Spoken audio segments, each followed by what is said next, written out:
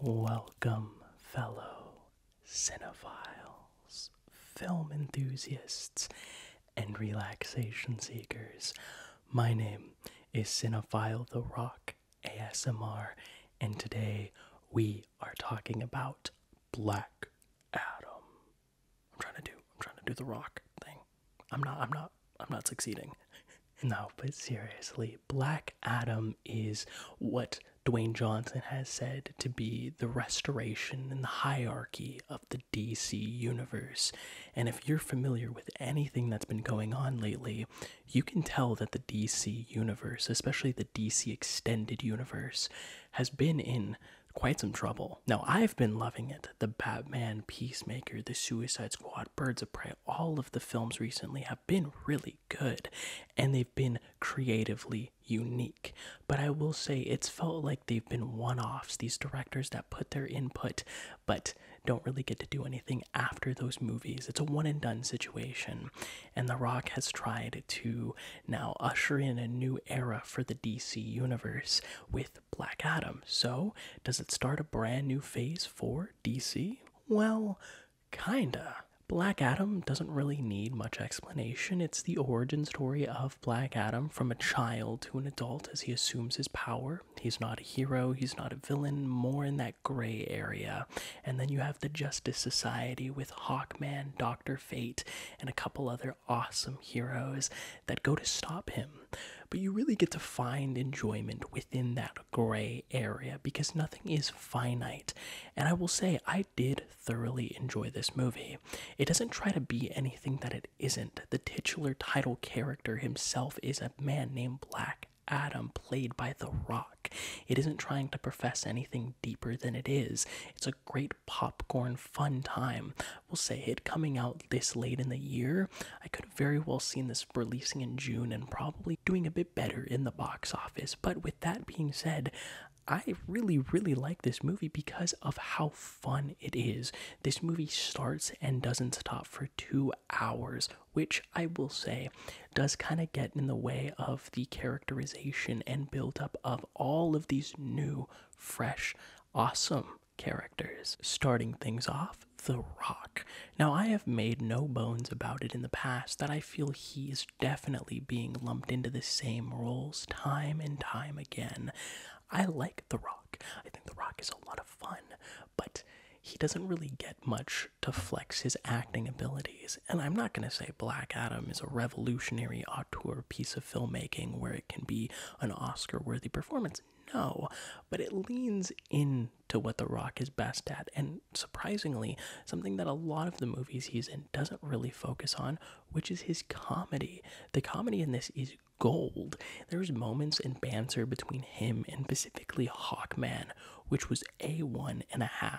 Loved it. And then you have the Justice Society, Aldous Hodge's Hawkman kind of leading this team. Or you have Pierce Brosnan as Dr. Fate, two actors that I love who do very different approaches to their acting, but their characters are brought to life by those actors. And then you have Noah Centineo as Atom Smasher and Quintessa Swindell as Cyclone. Two characters, well, realistically, all of these characters I have never seen before, and I think the movie loves, and it's really great because it reminded me so much of the comic book films that I grew up on. If I saw this when I was 10 or 12, I would have been head over heels with this because it really does push the PG-13 rating, but it's unapologetically a superhero film. It doesn't try to make it a superhero film in the real world. This is a superhero golden age comic book project. Now, of course, there is issues. It is 2 hours long, and it's a good runtime, but within those 2 hours, it definitely prioritizes the action and the set pieces over character work. And while someone like Black Adam, who is given what you need to enjoy, I felt with the Justice Society, they especially come together very quick, and they have these moments, and you're basically picking up on the breadcrumbs that the movie offers, because there's not much to lend itself to with these characters. They're good. I just wish there was more. I could have entire spin-off shows dedicated to each of them, and the actors who portray them are great.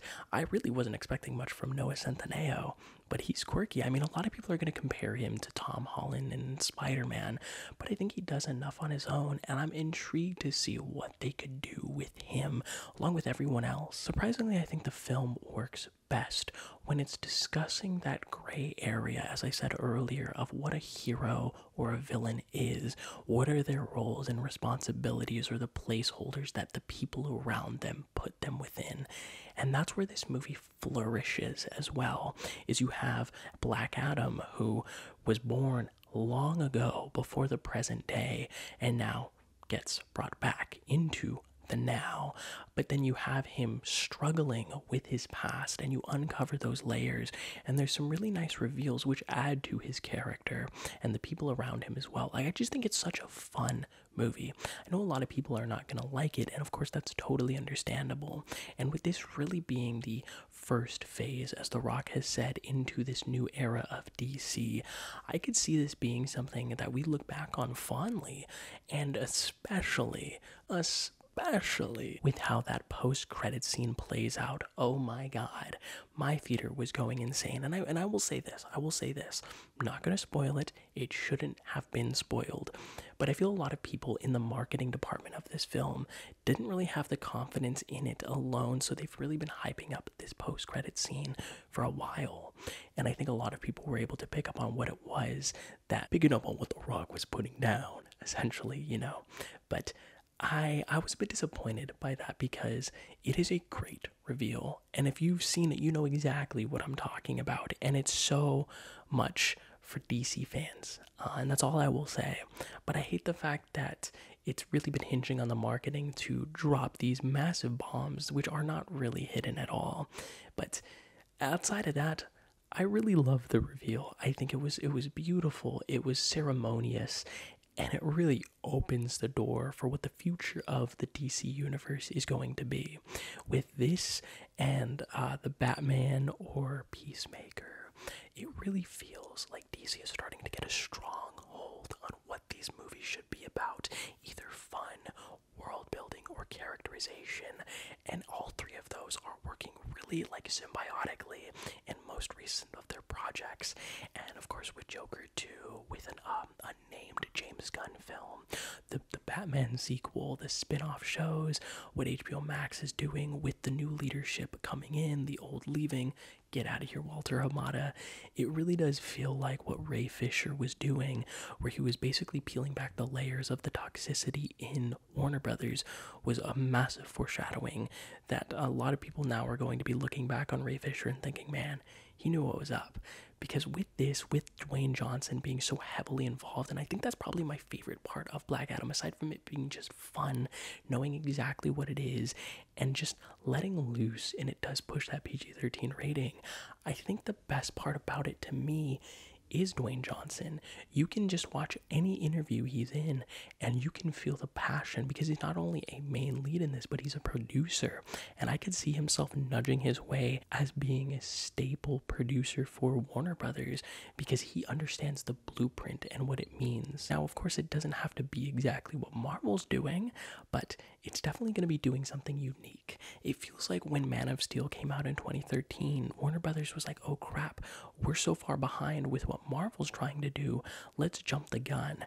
And I love BVS. I think Man of Steel is a masterpiece, but it definitely took the wrong messages from what Marvel was doing, and I don't know, I think a restart and a refresh, clean slate, starting from the ground up, is exactly what DC needs. And unfortunately, a lot of things are being axed in the company, but I think a movie like Black Adam is exactly what needs to happen in order for us to build. And it's a lot of fun. I think with all that being said, The Rock being a line-chewing, scene-stealing actor who really works well for Black Adam, this is his character. He's been working on this for a decade plus, and then actors around him being so much fun. Aldous Hodge, Pierce Brosnan, so many different actors working so well in this movie. It's a blast. It's a popcorn time. Get your friends together to go see it. It's exhilarating, it's suspenseful, and it's funny at times, with it knowing exactly what it is, and if anything, stay for that reveal. I'm gonna give Black Adam a B. Seriously, let me know of what you thought of Black Adam down below. I know it's been a minute since I've uploaded on YouTube, but I did upgrade camera. I now have a Canon, and it's just great. The focus is just beautiful. It's just so good. And I'm just so happy to see what these next few months are going to be for us, for this community. I really want to focus more on YouTube. You can follow me on TikTok. I upload there constantly. All the links to my social medias will be down in the bio. And of course, let me know of what you thought of Black Adam down below. Did you like it? Were you disappointed? What was your biggest takeaways? And what did you think of that post-credit scene? Oh my God. Of course, leave it all down below. And as always, I love you guys so, so much. And remember to take life one frame at a time. Have a good one, guys. Peace.